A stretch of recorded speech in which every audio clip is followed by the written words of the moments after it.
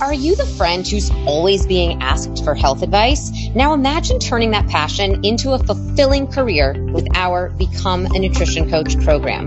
Step into a world where your enthusiasm for wellness becomes the heart of your own thriving business. With me as your professor and guide and coach on our user-friendly digital platform, you can learn from anywhere at your very own pace. It's perfect for your busy life. Envision empowering others to live their healthiest lives, all while growing a career you love. You're not just gaining a certification here, you're joining a community of like-minded professionals ready to support and celebrate with you every step of the way. So what are you waiting for? It's time to nourish your future and help change lives, including your own. Head over to nutritiouslife.com/BNC for a free class and a sneak peek of the program. Your journey to becoming a nutrition coach begins now. Buckle up, friends, because today may be game-changing for some of you. Welcome. I'm Keri Glassman, your host of Living a Nutritious Life. And on today's episode of the podcast, I sat down with my friend, the brilliant Michelle Shapiro. Michelle is an integrative functional registered dietitian in NYC who has helped thousands of clients reverse their anxiety, heal longstanding gut and immune issues, and approaches their weight and weight loss in a truly loving way. In today's episode, Michelle shares her personal journey from drastic weight loss and health crises to becoming a leading functional dietitian. What I really wanted to tackle today was histamine intolerance because it seems that people are struggling with this more and more. And I wanted to know what Michelle was seeing and how she's treating these clients. We talked about mast cell activation syndrome, histamines, long COVID, why rapid weight loss often is not healthy, and how understanding your highly sensitive body can be a superpower. Michelle has a unique way of delivering info and supporting clients in a straight shooter kind of way that is also extraordinarily supportive and nurturing. You're going to want to learn from her, so keep on listening. And as always, please rate, review, and share if you love the episode. Let's do this. Welcome to Living a Nutritious Life. I'm Keri Glassman, a celebrity registered dietitian nutritionist. Join me every Tuesday on YouTube and your favorite podcast platforms as I bring in some heavy hitters to share the latest in nutrition and wellness science. We dive deep into food, sleep, stress, relationships, and so much more. Your weekly guide to a happier, healthier, more nutritious life. Michelle Shapiro, welcome, welcome, welcome. I am so excited. As I just said in my intro, one of my absolute most favorite and loved and adored people in this space. I am so excited. I'm always excited to see you. I'm always excited to chat with you. I mean, you know, you and I, we could just talk for hours upon hours. But to do it today on my podcast, I feel so grateful and honored for you to be here. So thank you for being here today. I am so excited to chat with you. How are you doing? I'm doing amazing because I'm here with you. And I need to say that I feel exactly the same way. We, from the minute we connected, have been like soul sisters, and we just always on the same vibe and have easy conversations, easy friendship, hard conversations. And like, I love that about us. And you're just one of the most curious, amazing people. So being interviewed by you is a joy to me. So I'm very excited to be here. Oh, thank you. All the love. I love it. But it's so true. We do. From the minute we connected, it was just like this, like such a nice, easy friendship. I totally agree. Yeah. Like that, we get each other. But aside from just loving and adoring you, you are brilliant. You are an absolutely brilliant registered dietitian nutritionist. And I am so excited to share your wisdom with our listeners today. So before we dive into the topic at hand today, I want to ask you about your personal journey. You have a really interesting story, and I want you to share, if you can, a little bit about your health journey and how it influenced the work you do today. Absolutely. Yeah. I kind of define my health journey as having two different parts. The first part is this major weight loss experience that I had. So going into college, I had grown up in Queens, New York, one of the most diverse high schools in the entire world, arguably the most diverse high school in the entire world. Wow. Yes, actually Flushing, New York, where my mom is from, and I'm from Queens also. Queens represent, is the most diverse, like per square foot place in the entire world. And my high school is on the border of Flushing. So potentially, and there's 5,000 students in my high school, actually. Wow, wait, what high school was it? Cardozo High School. Oh, okay. Okay. Yeah. Everyone knows someone from there because there was 5,000 kids. Well, I'm just wondering because my son went to Brooklyn Tech, and I always thought of that as being the biggest high school in the country. So How many kids go to Brooklyn Tech? I think there was 55. He was there a few years ago. It's a lot. Yeah. I mean, it's just a lot. It's like a college. Yeah. It's insane. So growing up there, I had always grown up in a larger body. And then I was going to the University of Delaware for college and realized, oh, I might have to lose weight to kind of fit in because I grew up in Queens. My weight never was an issue in my social life. Didn't really feel it in my health because I'm 17 years old. I had great grades, great friends. I was class clown of my entire high school. Really my weight didn't get in the way, but I knew going to college in a much more homogenous place, I was going to have to lose weight in order for people to understand me, accept me. And that's just the way society is, unfortunately, but that's real life. So I lost close to 100 pounds in the time before going away to school.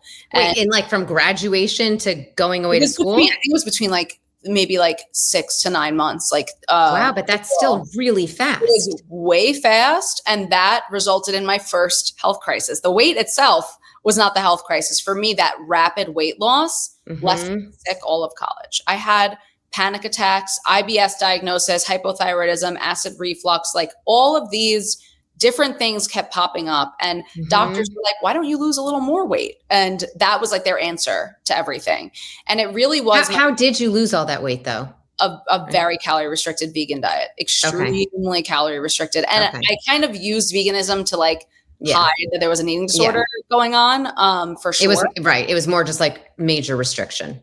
Exactly. And then I got so much validation from that, obviously, too, that you want to keep going. But I started going to doctors for these panic attacks because they were so profound. I was having several panic attacks a day. And you'd never had this before until all this weight loss. I mean, I'm a Jew from New York. So yeah, obviously I had anxiety growing up, but I did not have panic attacks before. Okay. No, I remember the first ones were that summer going into college, I had right after that weight loss happened. And what I ultimately realized was that weight loss put my body into what I would think is a toxin overloaded state. That also is a very nutrient deprived state. So as you lose weight, your body will spill toxins from your fat cells. Your fat cells will spill toxins. And I didn't have any nutrients because I was on a calorie restricted vegan diet to help clear, detox, and drain those toxins. So I think that was part of it. Also, I was starving myself. So starving yourself, low blood sugar. And it really was naturopathic medicine and functional medicine and seeing practitioners that brought me back to life. And that's where I said, I'm not just going to be a dietitian. I'm going to be a functional dietitian because I said, there is something so powerful about this practitioner in front of me, sitting with me for 2 hours. It just kind of changed and blew my entire mind. And that was kind of the first part of my health journey. And the second part came about 4 years ago when I encountered COVID at exposure, and I had a chiropractic injury that led me into what I would call this very highly sensitive body state. And it's been clawing my way back from that has kind of defined this next leg of my work journey, health journey, which for all of us is usually intertwined, obviously. Absolutely. We do. Well, first of all, just going to the weight loss part of the story, it's so interesting because I think so many people do not think of that happening with weight loss. They think weight loss, oh, you improve your health. Weight loss, you reduce your risk of diabetes. Weight loss, you reduce your risk of cancer. Weight loss, you feel better. You have more energy, right? They do not think of all of what actually happens when you lose weight and why losing weight so fast and being on such a severely restricted diet can be so detrimental. So I think just you even putting that out there and sharing that is super helpful to people because, again, I don't think people consider that. And for any coaches and practitioners listening, it's also really helpful because sometimes you see someone that's lost a lot of weight. That's okay, your numbers should be good and you should be feeling better. And they're not necessarily thinking about this other layer of weight loss and what's going on. So absolutely. Really, really important. Okay. So let's talk a little bit about what you just said, this sort of the second part of your journey when you got COVID and all of that. I know that since then you've had, you've gone on again, like this whole other part of your journey. Can you dive like a little bit deeper into what's gone on there, what you've discovered, what you've learned? Because I know there's been a lot that's happened there. Absolutely. Yeah. So I'm a storyteller, Keri, and you know that. So the story for me was again, from the time that I was in college, I really healed from panic disorder. I really healed from anxiety. And I had never really had anxiety in between those 10 years in between, basically. I really mastered, and I do this with clients all the time, and I really worked with clients on how do we lose weight in a body positive way? How do we not end up in toxin overload when we're losing weight? How do we safely approach weight loss? And how do we heal from anxiety? Because I think it's totally possible. It was only a couple years ago that I started to feel really off, and it started with some dizziness, and I started to explore root causes. Well, what's going on with me? I had a COVID exposure, like we all did in 20, like many of us did in 2020. And then at the same time, I found mold in my apartment. It was an amazing apartment, and it was so painful because I really didn't want to leave.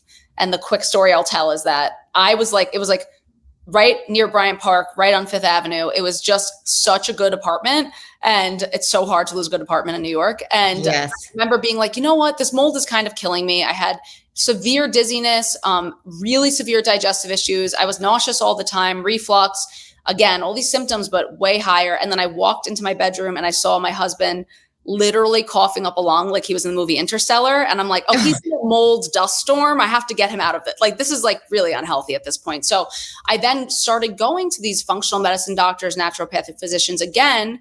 And their recommendations were, let's put you on mega dose of IVs, binders, let's get rid of this mold. And they were very aggressive kill protocols, binding protocols.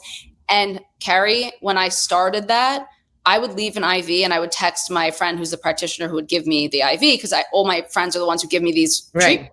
And I said to my friend, like, am I supposed to feel like I'm having like a heart attack? Am I supposed to feel like I'm having fevers? Like my fever jumped up, and he was like, that's kind of abnormal. Like, and I had full body flushing. And then the night after the IV, I had full body tremors, and I was just shaking all night. And I was like, I don't think this is how it's supposed to go. And he was like, maybe it's too much vitamin C. And then I started to notice again, my body wouldn't react to these functional medicine treatments like other people's would. And I'm like, my body does something. Wait, what were the treatments exactly? Like, what exactly were you getting IVs for? Mold. So I was getting mega doses of vitamin C, glutathione, vitamins. I couldn't take one B vitamin orally without having a full body reaction, essentially. So there was no supplements I was taking, and I had notable B vitamin deficiencies. And so I didn't understand, how is it possible that I'm feeling worse and worse when I'm taking these vitamins, essentially. And everything. I mean, I did infrared sauna, I did cold plunging, I did IVs, I did like anything. And you were reacting poorly to all of it. Everything. Yeah. Wow. Anything that was supposed to make me feel better in the long term. Like you said before, this is the interesting thing. It doesn't really matter if something makes us feel better in the long term or it's good for longevity if it makes us feel awful right now. Absolutely. So it doesn't matter. If it makes you feel awful right now, that's what actually matters. So my symptoms were getting worse and worse till ultimately I did see a chiropractor because I was dizzy all the time. And he took this like metal tool and was kind of digging it into my neck. And this is my message to everyone listening to this podcast. Don't let anyone touch your neck under any circumstances unless they assess you for hypermobility and they assess you for any upper cervical instability. I crawled out of that appointment and crawled to the ER. I mean, I was on cement floor crawling. I couldn't walk. My heart rate was 160 while I was sitting. Wow. Because the nerves in my neck were affected from the treatment. And the nerves in your neck control your heart rate. So wow. It was like, and what did the chiropractor say? Well, like what happened? Like what was that too?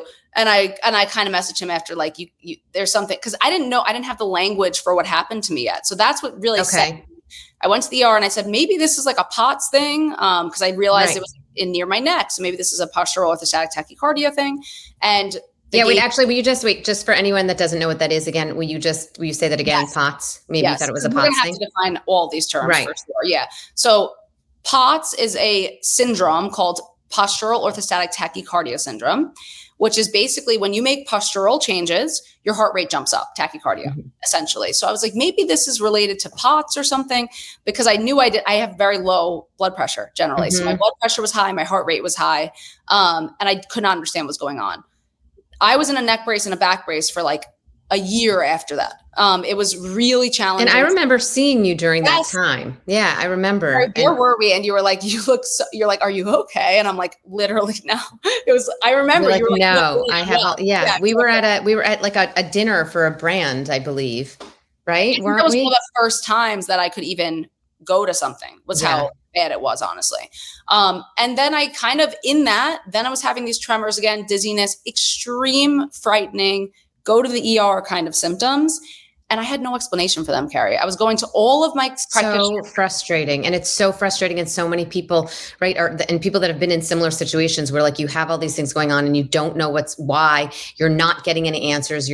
And you are someone that's A, so knowledgeable, but B, also has access to all of these incredible people around you, and everything that's supposed to help is making you worse. I mean, that had to be not only, frustrating, but upsetting, horrifying, scary. I mean, so many things.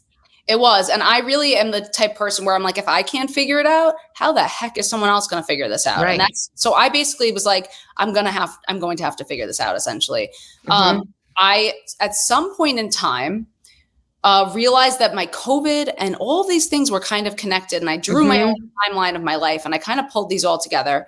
And before I go into that, one thing I want to mention is, with people with bodies like mine, something that I call a highly sensitive body, an HSB, living in a highly sensitive body, these are people who, like you said, back in the day, Keri, the deal was we would go to functional medicine doctors when conventional medicine doctors failed us, right? And then we would say functional medicine is the beacon of light. It's the one that's going to save us because conventional medicine is not able to help us. And it was that. It really was. Right. Now I'm seeing clients who are injured from functional medicine, essentially. They have gone to conventional medicine doctors, forget it. They've been to every functional medicine doctor, and now they're in my office because they are the people whose bodies respond terribly to functional medicin treatments. Wow. Okay. Interesting. And why? Why do you think that they're too, like you said, highly sensitive to Yeah.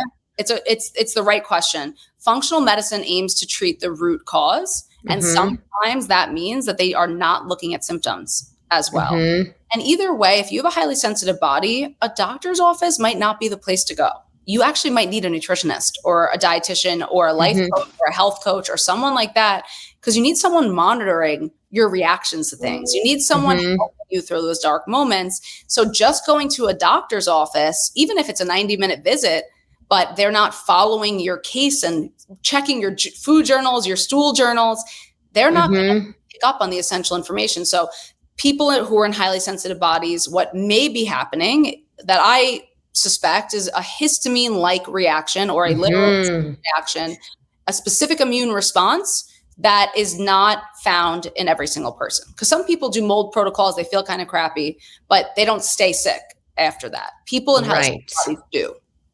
Okay, so you just said the big word of the day, histamines, which is what I wanted to talk to you about, which is why I called you and said, Michelle, you got to come on my podcast and talk about histamines. There's so much histamine talk right now. And I know you're talking about histamines a lot. We got to talk about them because I have never seen so much histamine conversation. And obviously, I think most people, when they think of histamines, they think antihistamines and they think allergies and taking an antihistamine. But that's where a lot of people's knowledge ends. So talk to us about histamines and how does that even connect to what you were just telling us about? 100%. Yeah. So we have a type of immune cell in our body called mast cells, M-A-S-T, mast cells. They're a type of white blood cell. Their job is to detect threat and help to send immune cells and resources to different parts of the body when something happens. Our mast cells, I kind of view as like the guards on the tower of the body. So they're overlooking everything. They're saying, what's going on here? And they're very hyper aroused and they want to make sure everything's okay. The way that they work is they have an outside of them with receptors all around. And then they have kind of these like sacs on the inside, we'll call them.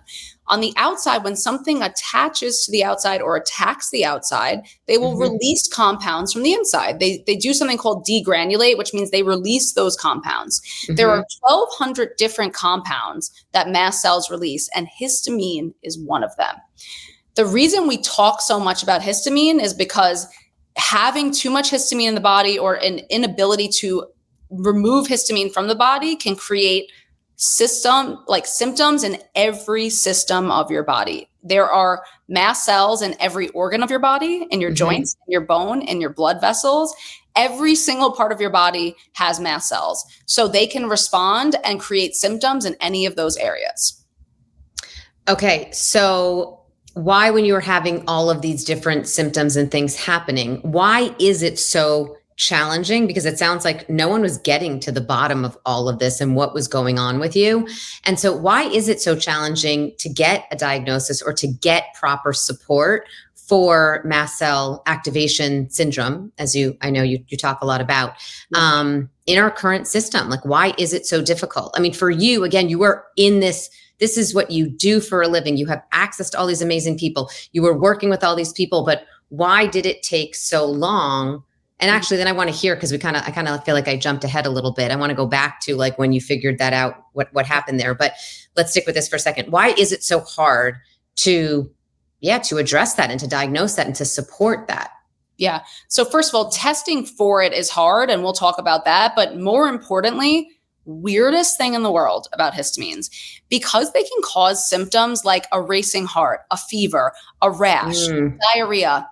Keri, if you had a racing heart, would you go to an immunologist or you would go to a cardiologist? Right. A cardiologist. Absolutely. Right. The problem is that where the symptoms come from is not their organ of origin. So you have heart issues, but they're coming from the brain. They're coming from the immune system.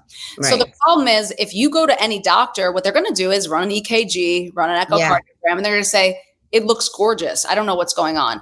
And that's because our nervous system controls where our body sends blood, how our heart pounds.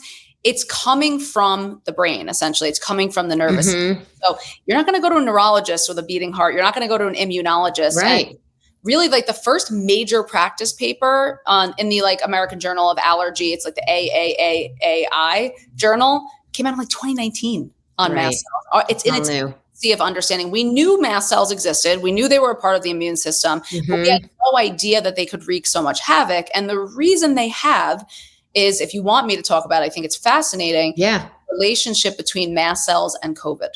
Yeah. So we had this explosion in conversation around histamines, I think, because, very annoyingly, mast cells, one of the receptors they have is something called the ACE2 receptor, and COVID is a perfect match with the ACE2 receptor. So what long COVID looks like is not like people having a flu and then feeling kind of like crap for 10 days.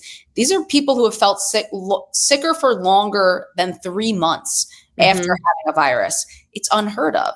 And the reason is because outside of like Epstein-Barr, like mono, you can feel that way for a longer time, but it's because our mast cells are so on guard after that COVID that keep pumping out histamine and these other compounds.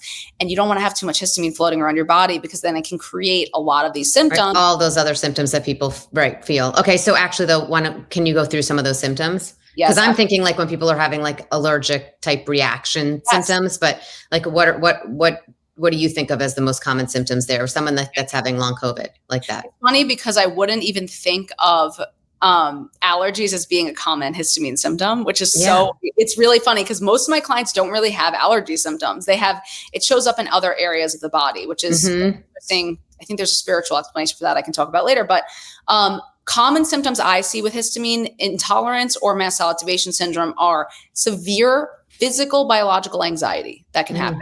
Tremors, tingling, numbness, feeling, when it comes to mood, people feel like there's almost this black cloud covering their eyes, like this brain fog, this depressive type feeling. Something called coat hanger pain is really common with histamine issues in POTS, which is like if you took a upside down triangle and put it behind your back, from here in your shoulders going down, right in the back of your neck. People experience increased urinary frequency, diarrhea that's really profound, body pain, muscle pain, joint pain. Migraines are really common, menstrual cycle disturbances. So, PMS, endometriosis, and MCAS have a very strong link as well. Really any symptom you can imagine that is when your body is in a very heightened, aroused state, when you're very up. And I have to tell you about this one client that I had. I'll call her Kay. So Kay came to me and she was on 8 psychiatric medications for insomnia. Nothing Ambien, Trazodone, Xanax, nothing. They tried every type of medication you can imagine to get her to sleep. When she came to me, she was having rashes before bed. And in conversation, I said, why don't we try an antihistamine and just see if it makes a difference? So we tried Pepcid. Pepcid is actually an antihistamine, which is an interesting thing that most people don't know. And it works on the gut specifically, but I find it helps with sleep. She tried it. She's been sleeping 8 hours a night for 4 years. Pepcid for sleep. I never would have thought of that. Exactly. Never. Exactly. So the reason I thought of it was because I saw this, what started this whole histamine journey for me is I saw a study when they were treating long COVID, and the only intervention, it was 16 people, was giving Pepcid for fatigue. And I was like, what? Why are they giving Pepcid? I was like, is it a stomach acid problem? Histamine and stomach acid have a direct relationship, by the way, as well. So acid goes up, histamine goes up also. So and that makes sense. Yeah. Yeah, exactly. And the histamine attaches to the H2 receptors on the parietal cells of the gut. And so it'll make you pump out more acid. But I was like, I could not understand why this acid drug, I didn't know it was an antihistamine at the time, was helping. And then I started to learn more about histamine. So when I saw that study, and it was like 14 out of 16 of the people in the study had an 80% improvement in symptoms from Pepcid.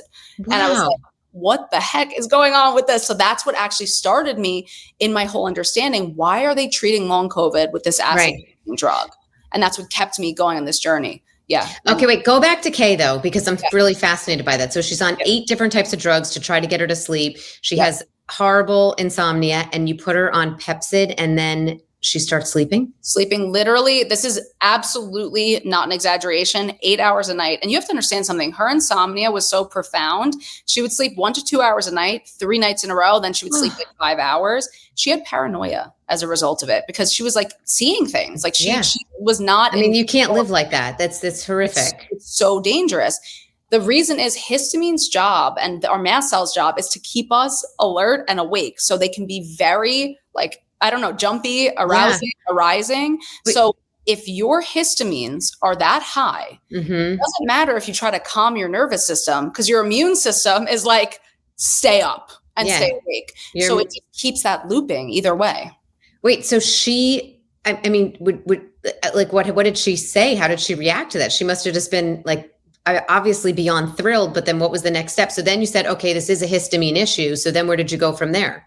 Yeah. So then you can start at some point. Antihistamines are often important, and many people do need them in an MCAS journey. So it's not my dream as a functional dietitian to give everyone antihistamine medications. Yeah, but sometimes there's a time and a place. There's a time and a place and a value there. Yeah. So then we started to see what foods she might be reacting to. Started to support a little bit more of whatever nutrients she was deficient in, but really slowly to help ultimately with detox. But then also we just had to address the histamine elephant in the room. So we did a lot of supplements in the beginning that also address histamine, either helping them break down, helping with an inflammatory response, because all of this is an inflammatory response. It's a hyperimmune response. Right. So we did quite a bit of different herbs and supplements, but really, Keri, the number one thing is worked on the nervous system.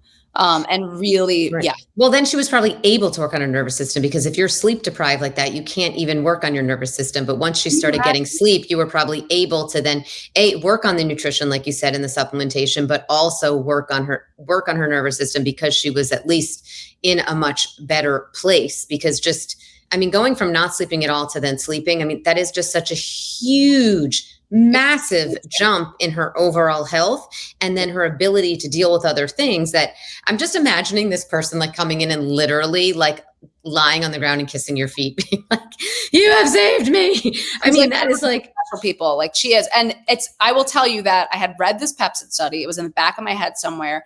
And I'm only saying this on your podcast, but I did have like a weird, like almost a spiritual download with her. And I was like, Pepcid. I was like, try Pepcid.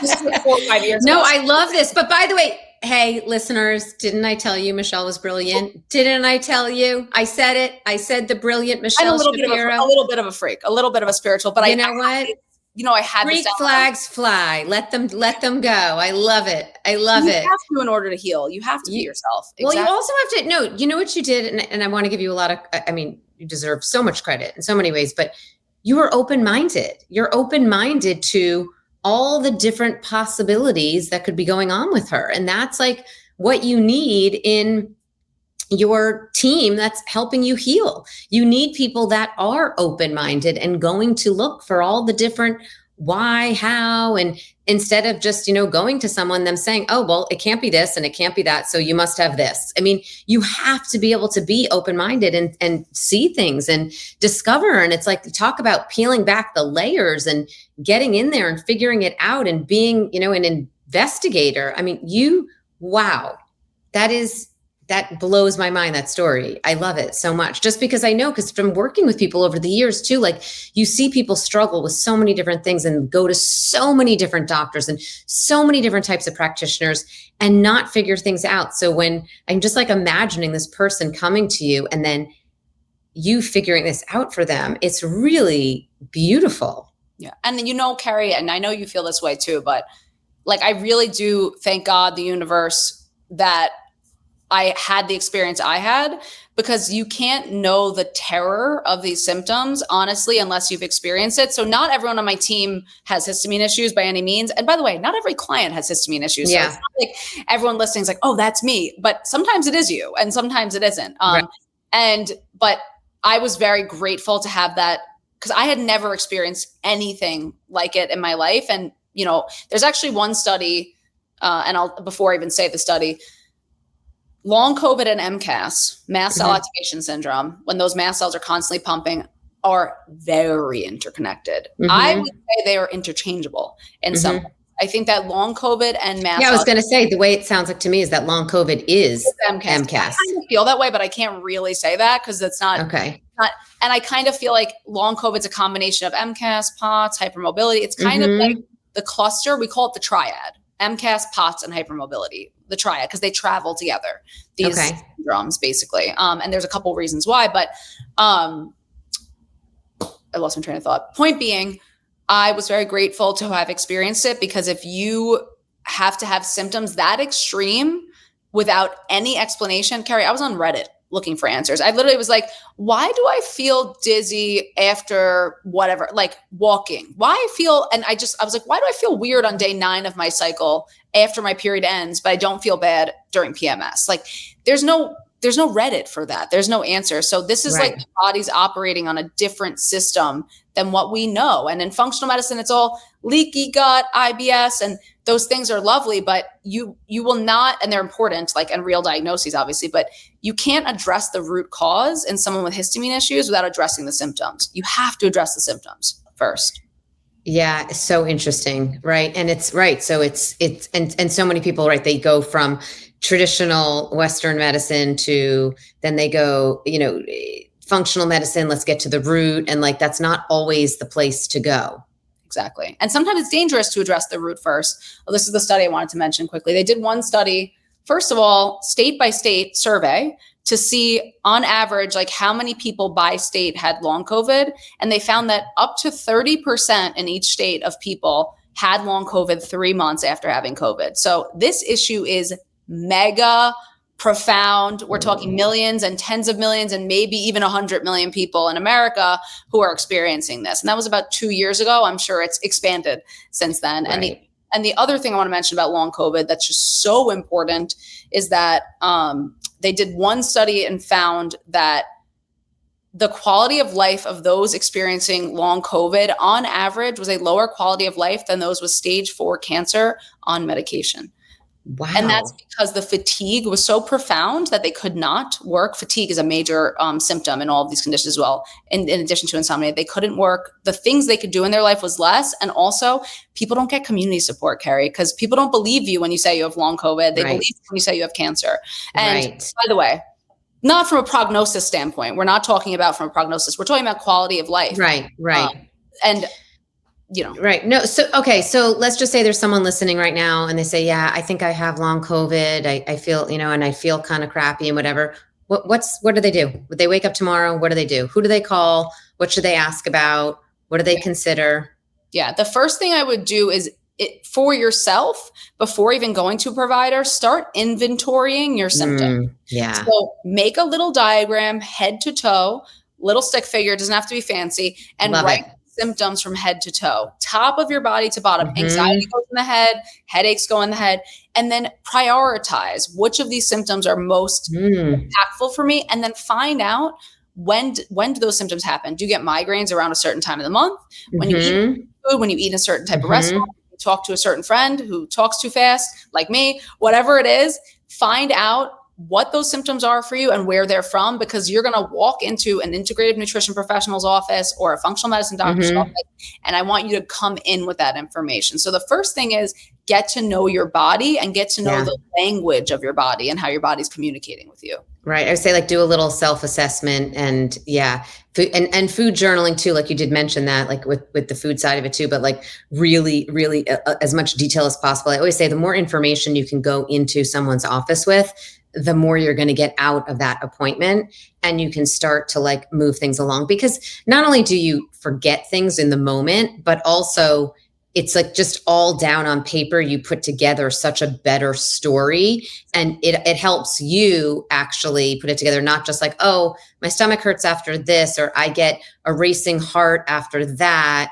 or that like you can develop the story yourself before you go in. So anyway, I know you just said that. I'm just sort of reiterating because I think it is so valuable. And I think people always think like I make an appointment and then they feel better. Like, okay, I'm going to that appointment. Hopefully I'll feel better after I go there. They don't think about starting to do that work on their own. And as much as like, yes, hopefully you'll go to an amazing practitioner, like Kay went to you and you gave her, Pepcid, but hopefully you'll have an experience that is that impactful. But the more work you can do beforehand, because no one knows you and your body like yourself. And I think sometimes people do, they like to, people do, they feel better. The minute they make an appointment, people are like, oh, I feel better. I've made an appointment to go and do this. I'm fixing it. I'm going to work on this. But no one is going to know your body like you. And I always remind people of that. And any good practitioner should tell you, like, I don't know your body as well as you. And if they're not saying that to you, that's also, by the way, a red flag. If they're like, nope, it can't be this because that's not true. You shouldn't be feeling this because of this. You're only feeling this because of that.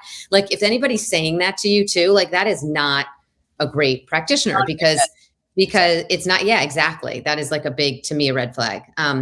Okay, let's talk about the histamine estrogen connection, because I know this is a big deal for a lot of women also in perimenopause. Absolutely. So what's the connection there? And I know we have a lot of listeners that are in that menopause stage. So I'm sure they're chomping at the bit right now.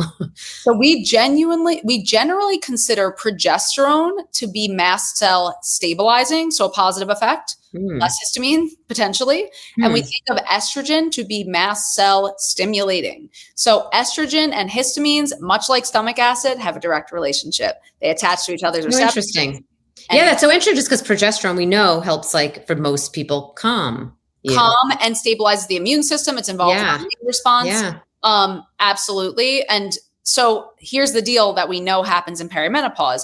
First, progesterone will drop, which already can be a potential histamine issue. And then you have not lower estrogen necessarily, but swings. Yes. So it can be very high estrogen some months, very low estrogen some months. So this is where it's really weird, Keri, but if the hormones are lower, like a lot of my MCAS clients unfortunately feel so much better in menopause because you don't have the constant like high estrogen cycling.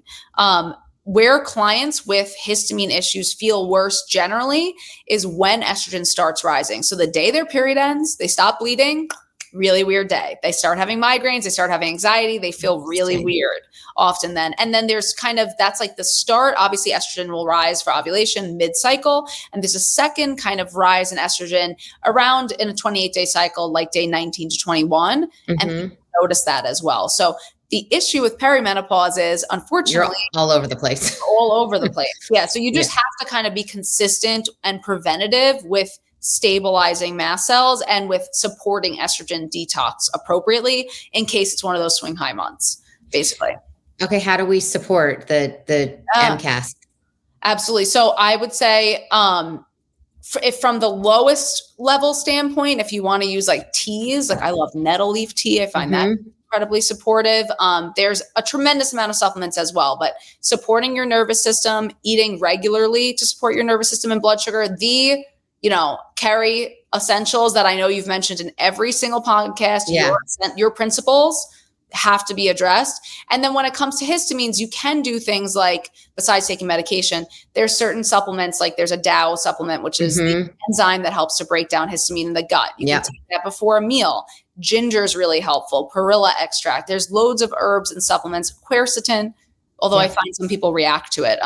But you really want to start on a histamine journey. Vitamin C, right? The problem is vitamin C helps with Dow production, but it's very histamine because it boosts your immune system. You don't want anything pushing your immune system. Basically, you want to calm your immune system. Okay. So before doing any other detox, anything like that, the first two things you have to do is address histamines and address your nervous system. So that could be also having calming herbs like supplements and herbs, L-theanine, an amino acid, GABA, a neurotransmitter. I like passion flower, things that calm and cool you, and then things that will cool and calm the histamines as well. So address the histamines and the nervous system first through lifestyle supplements, really essential. And then you can start to address if there's a specific gut issue that's a root cause, if there's a mold issue. But first, in any stage in life, that's what we have to address.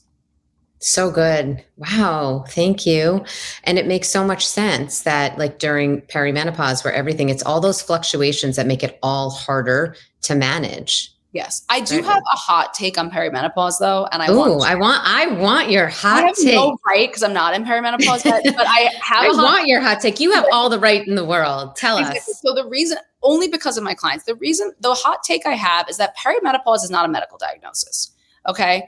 We talk and hear about perimenopause online, like perimenopause is in of itself a diagnosable medical condition.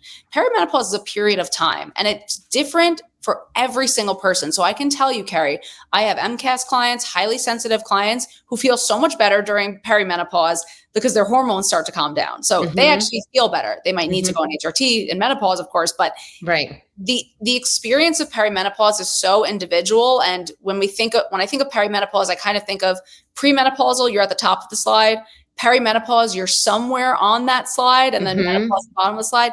We don't know where we are. So it's more important than ever during perimenopause to not get into the mindset of, oh, I just feel awful because of my perimenopause. And of course. I'm writing off these, you would never, but some people do that. I'm writing off these years because I feel awful because I am perimenopause. I'm diagnosed with perimenopause. You're still you. And it's actually a time to pay more attention to your symptoms and give more support as opposed to just saying, let me write this off because it's perimenopause, which I see online every day. I see that online every day. Right. No, and I understand. I totally understand what you're saying because I mean, I joke all the time with like, brain fog and this, and I'm like, oh, perimenopause. I don't remember what I was just saying again. No.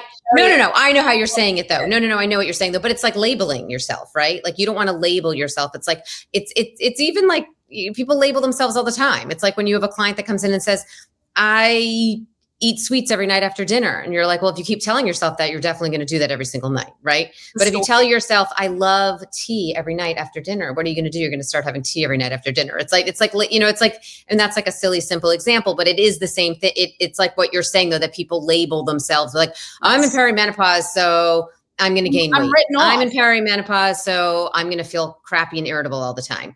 No, I absolutely agree with you. I mean, I agree with you that you don't. What'd you say? I feel like you're also a person who often feels good. So you're actually a very good example. Like, I feel like you feel pretty good.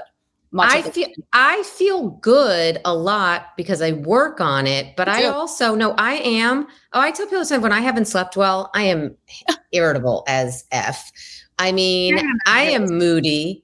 Because I think, because you know me, like I have a lot of happy energy. I have a lot of positive energy, but I also have a lot of lows. I'm very like emotional. And so I have lots of ups, downs all around. You're a person of depth and sensitivity. Absolutely. Right. Yeah. So I do have a lot of different, and I absolutely feel things more right now in this perimenopausal phase of life. Okay. The actual things that are going on in the body are so freaking real. I just want to have it and not anticipate agony. And I 100% understand what you're saying. And also sort of like make it again, sort of label it and make it like a thing, like you are able to address it and deal with it. It doesn't have to become like this is it. throw away these years. This is what's happening to me. Which exactly. is problem with it also. But it is, by the way, the metabolic changes that happen during perimenopause, the biochemical, they're all so real. It's not even, it is so irrefutable how real those changes are. But your experience is also the most. No, but I know. Yeah, I know exactly how you were saying it though. Like that people do, they like make it like, oh, it's because of my hormones, this is happening or that's happening. So what I say to people, it's similar. I think like what you were saying is that I always say like during this time, you just have to dial in a little bit close, a little bit more to all of those things that you really should have been doing for all these years. So it's sort of, again, the term I always say is like, you need to double down. Like double down on managing your stress. So like you would be, managing that nervous system, double down on that, double down on like making sure that you're getting your quality sleep or whatever you have to do to get that. And so if you dial in on those things during this time of life, you're going to get through it a lot better and feel like yourself. You just can't, and you're in your 20s, if you don't have some sort of an illness and if you don't have something going on. I never felt good in my 20s. I'm like, I was going to say, you didn't feel good in your 20s. I know, but I'm saying for someone that, let's say, felt like pretty good in their 20s and then, maybe was sick or gained some weight or had something happen, they snap back very fast. Like body's your body's a little more resilient like that, where because of the hormonal imbalances, you have to be a little more dialed into everything or everything starts to fall apart. Yeah. That's true. I started this diatribe because I was at a menopause talk with some colleagues. And one of the people there who was speaking is like a profoundly brilliant, incredible menopause expert. I mean, she is beyond brilliant, an amazing, amazing woman. And she said like, I knew I was in menopause because I started being really, my husband was like, you're acting really bitchy. And I was like, this is not the dialogue for me. I'm way too much of a feminist. I'm like, imagine my husband said that to me. Like, I was like, this is not the dialogue for me. But I think we can get into that dismissing women's symptoms as opposed to totally through it, you know what I mean? And writing ourselves off. And I just want people to know it's not a medical diagnosis, but it's medically real, by the way, the realest. And there's just so much we can do to make ourselves feel better. I have so much hope that we can feel so good. Yeah. I like your hot take. I'll take any hot takes any day. So I'm all here for the hot takes. I love it. Controversial. Exactly. But it's not to mean women's experience. It's to empower individual experience. Absolutely. Yeah.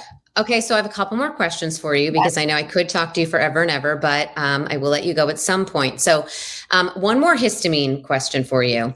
Yeah. Because I think that I get migraines. I no longer drink at all because I get migraines very easily triggered from alcohol and other things too. But anyway, histamine migraine connection. Talk to me about it. I have to tell you, my heart's pounding out of my chest out of excitement that you just asked this question. It's literally my favorite thing to talk about. Okay. One of the most. So glad I asked. I think I'm going to blow your mind, Keri. I literally think I'm going to blow your mind. Okay. First of all, I have to tell you, I went to a neurologist recently and I went for, not recently, I guess it was also like 4 years ago, for headaches. And the neurologist said to me, do you also get seasonal allergies? And the first thing he recommended was an antihistamine, which I'm like, that's very cool. And we'll talk about it. So one of the main things that histamines do is cause something called vasodilation in our body. So that means they open up our blood vessels. So I want us all to picture that kind of experience. And if anyone listening's experienced this, where you're standing in the shower and then you feel really dizzy all of a sudden, you look down, your legs look really red. People like start holding onto the wall if the shower's too hot. And then your heart starts pounding, basically. So heat is also a vasodilator. So what's happening in this scenario? You're standing up. Gravity, naturally in general, pulls blood to your feet. And then your heart pumps the blood back up. And your blood vessels will squeeze and pump blood back up. If your blood vessels are always wide open, they don't pump that blood back to your heart. So what happens? Your heart goes, oh my gosh, I don't have enough blood here. Pump, pump, pump. And then you have that excessive heart rate to get the blood back up. So, okay, this is it, Keri. All right. The number one thing that migraine medications do is cause vasoconstriction. So they work exactly against what histamines do. Now, if you even think about it, something like caffeine, we know caffeine makes our heart pump and constricts our blood vessels, right? Excedrin migraine. What's the difference between Excedrin migraine and a regular Tylenol or Excedrin is the caffeine component. We always hear about migraine cures being, Diet Coke and, salty French fries. Those are all vasoconstriction. Those all cause vasoconstriction. So we think that possibly excessive vasodilation causes blood pooling in the brain, too much blood, not too much blood and not enough blood flow. So constriction can either help some of the blood to leave the brain, or it can also help with just getting that pump going again, and that constriction can cause the blood pressure to go up, which will then cause the pump again to happen. So it is the biggest relationship, and it comes down to this vasodilation piece, which is also why we see skin rashes. It's literally blood pooling on the surface of the skin. Wow. No, it's amazing. It's better with the migraines. So no, it's amazing. And I think for so many people like out there too, just to understand that and what is going on there, but that, that migraine histamine connection, it's fascinating. So I would also want to cause vasoconstriction in the time of a migraine. So I would put ice on my head. I would put cold vasoconstricts, heat vasodilates, ice on your neck, ice on your head. And we already know to do that, right? All the migraine caps have ice. It's all about the vasoconstriction. That's every single remedy for migraines is for vasoconstriction, and histamines are the biggest vasodilators. Wow. And no wonder people, are affected by things like wine that are high histamine foods that can cause our migraine triggers, right? Exactly. A lot of the migraine triggers, you'll see excessive heat, like all the atmosphere changes. A lot of those things can trigger a mast cell histamine response. Absolutely. Such a good, I'm so glad you asked that. I'm like, migraine. I'm like, I get to say vasodilation now. We get excited about these types of things. I get it. I hear you. I get excited about those types of words too. Yeah. Amazing. Okay. Last question for you. How do you live your most nutritious life on a daily basis? What ignites your nutritious life each day?